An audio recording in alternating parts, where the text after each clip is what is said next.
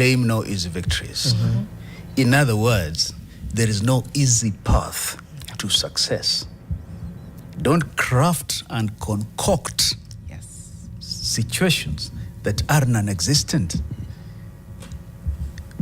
Kwa njia nyingine, jamani, fuata ukweli, japo safari ni ngumu, maana mwisho safari utakuwa ni mwenye manufaa iwapo tutakuwa ni watu wenye haki, ukweli na usawa. Na hilo ndilo jukumu kubwa la Tume Huru ya Mipaka na Uratibishaji.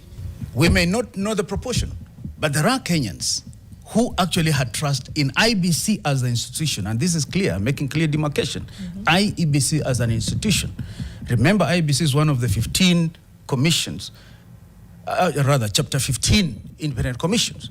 So there are many Kenyans, but there are others who really have no trust in IEBC. The sad thing is that darkness always clouds light. And so what appears to be out there predominantly is this about lack of trust. And you will see, Latif, even in our mainstream media, every time IEBC comes up, what seems to take prominence is lack of trust in IEBC. But from where I sit, and from the commissioners and some Kenyans, there is trust in IEBC. However, we have to build on that negative dimension that keeps popping up. Because if we don't, we'll not get it right. Come 1992, and at every 5-year cycle, the elections were marred by claims of rigging, inaccuracy, unverifiability, lack of transparency. That is in 1992.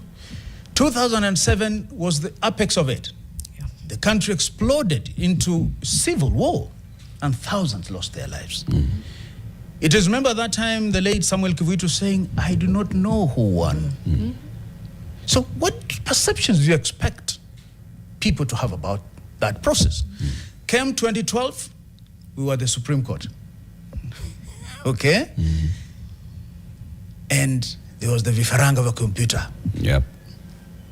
What do you expect the Kenyans to think when they are actually told by their leadership that all those people who were elected during that election were hatched miraculously the way chicks are hatched through some incubators. Come 2017, we have a battle.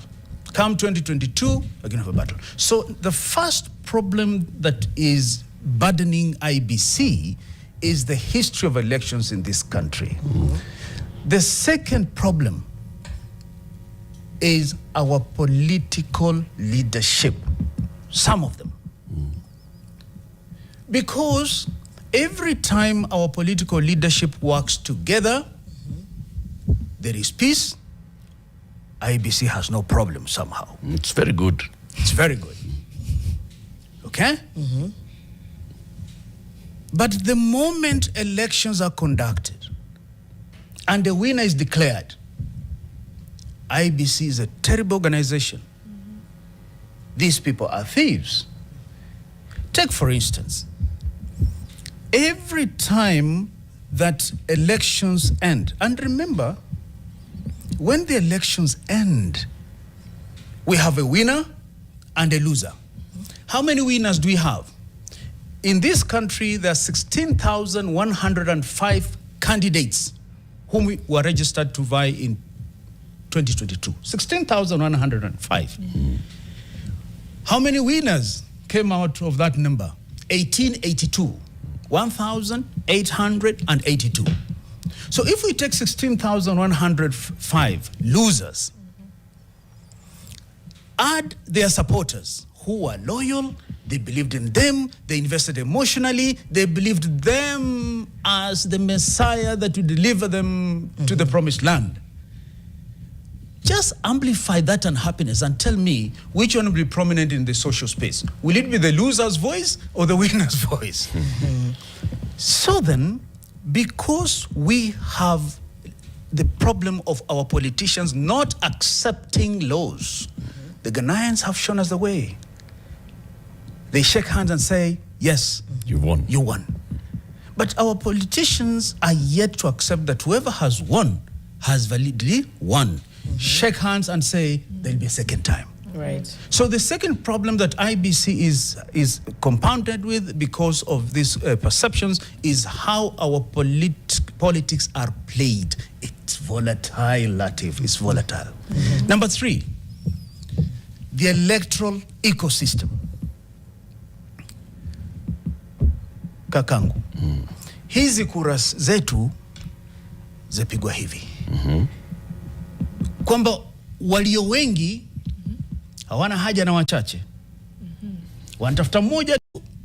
Kama hawa wengi na ni wingi wa kuzaliwa. Hawa wengi wakiwa 50 hawana haja na wengine 49. Wana haja na mmoja tu. Wanaongeza pale. Wanakuwa ngapi? 51. Yatosha. Wakishaingia kule serikalini inakuwa wengine hawana maana. Wahenga walisema kwamba wengi wape. Usipowapa watachukua kwa wingi wa mikono yao.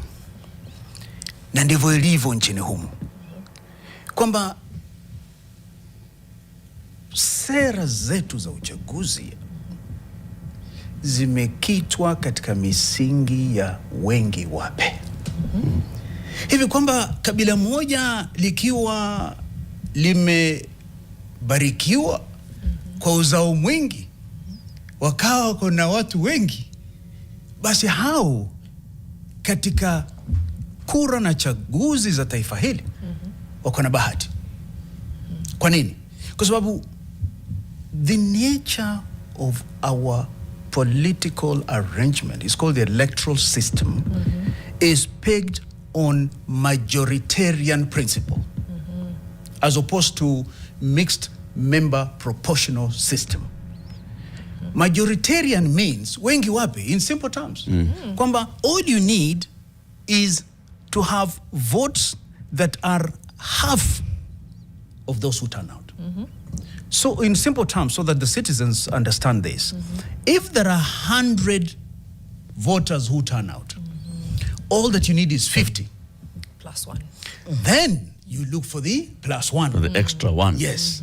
Now this is where I keep saying, and I say this during my vetting for this job, that we as citizens will have to bite the bullet and ask ourselves whether we should not relook at our electoral system. It was in the WACO draft, Right. but the one we eventually got was a pure presidential system. So what we have now is pure presidential system. So if one tribe, and allow me to be blank on this one, has the majority population.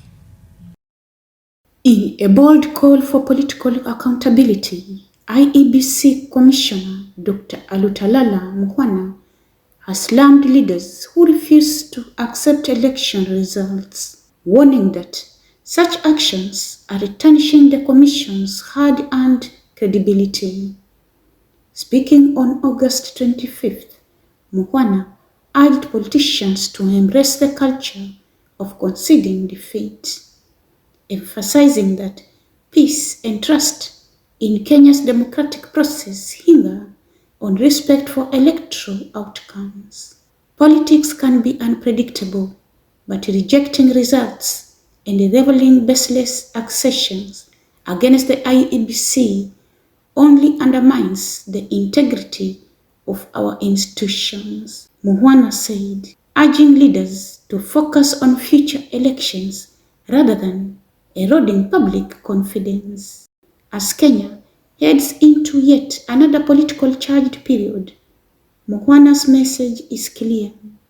The credibility of elections belongs to all Kenyans, and it is the responsibility of political actors to protect it.